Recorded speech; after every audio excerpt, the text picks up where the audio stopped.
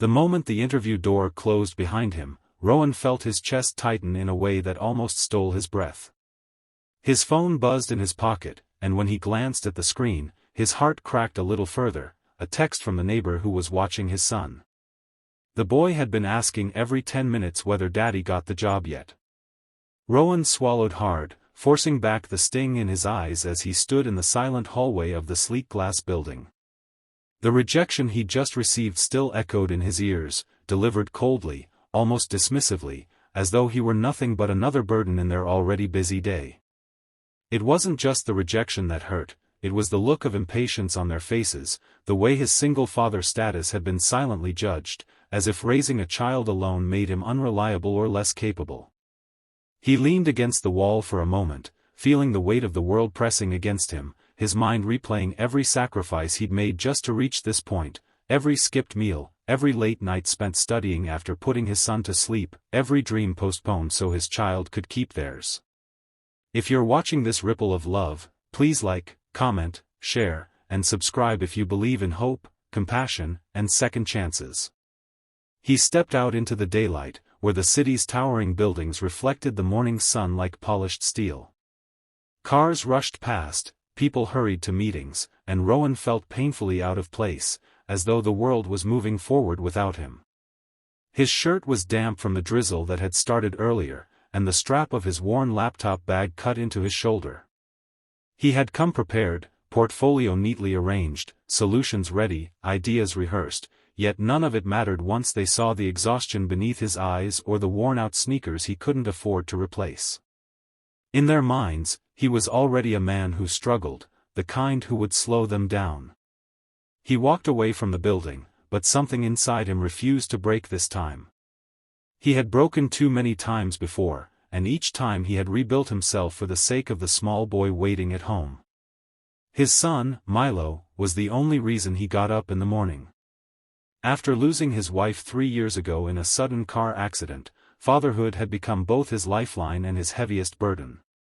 He had promised her, standing beside the last bed she ever lay in, that he would raise their son with courage, honesty, and dignity.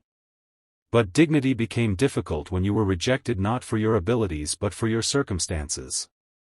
Back inside the building, in a large conference room with a wall of glass overlooking the city, the interview panel gathered around a whiteboard cluttered with numbers and diagrams.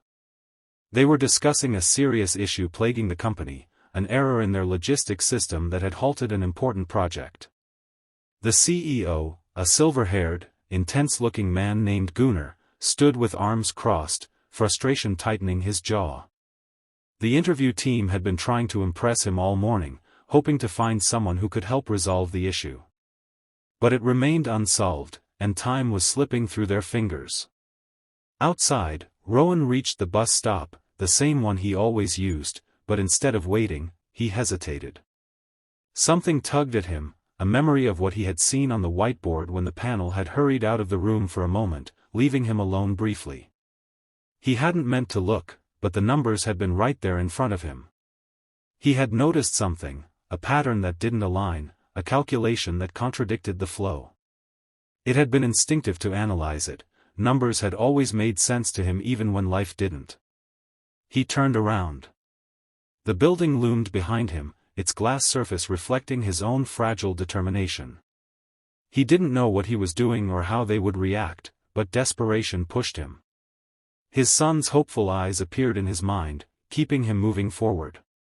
He re-entered the building, ignoring the surprised look from the receptionist, and found his way back to the conference room. Inside, raised voices filled the air. Someone said they were wasting time. Another insisted the problem wasn't solvable today. The CEO stood silently, but his expression showed he was losing patience. And then Rowan stepped inside. Every head turned toward him, confusion spreading across the room. He felt the heat of their judgment again, but he steadied his voice. He apologized for interrupting, then carefully approached the whiteboard, explaining softly that he had noticed something earlier, a mismatch in the system's algorithm that created a domino effect, disrupting the project's flow. They stared at him, stunned and skeptical, but Gunnar gestured for him to continue. Rowan reached for a marker, his hand trembling slightly as he drew a clean path through the chaos of numbers. He pointed out the misalignment, simplified the sequence, and recalculated the correct pattern. His explanation was clear, almost effortless, as though he had been analyzing that system for months instead of minutes. When he stepped back, a quiet settled over the room, the kind of quiet that comes when disbelief turns into realization. The team rushed to their laptops. They checked the system. They ran simulations. And just like Rowan predicted, the error vanished. The project recovered instantly. A wave of stunned admiration washed across the room. Even those who had judged him earlier looked at him differently now. But Rowan didn't smile. He only stood there, exhausted and vulnerable, clutching his bag strap, hoping this one moment might change everything for him and his son. The CEO approached him slowly. His stern face softened, revealing something almost like respect. Rowan could see the shift, a recognition of talent, perseverance, and quiet brilliance. Gunnar asked him to stay a moment, dismissing the others. As the room emptied, the CEO asked him a simple question: how he had noticed the error so quickly. Rowan explained his background, the years spent studying systems engineering before life had derailed him. He admitted the truth quietly: he needed stability for his son, and he had nowhere else left to try. Gunnar listened intently.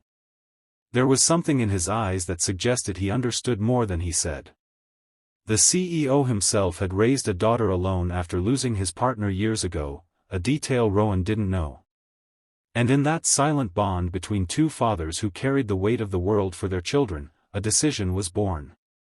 Gunnar offered him a job, not out of pity, but out of genuine recognition of talent. For a moment, Rowan couldn't speak. Relief washed over him so intensely it almost buckled his knees. He nodded, trying to contain the rush of emotions threatening to spill out. He thanked the CEO softly, unable to fully grasp how his worst morning had transformed into something almost miraculous. That afternoon, Rowan walked home under a sky that had cleared completely. The sunlight warmed the city, casting long gold reflections across the pavement. As he stepped into his small apartment, he found his son waiting by the door, wearing mismatched socks and holding a crayon drawing of the two of them standing in front of a tall building. Rowan knelt, pulling the child into his arms, the weight of every struggle finally easing. He whispered that everything was going to be okay now.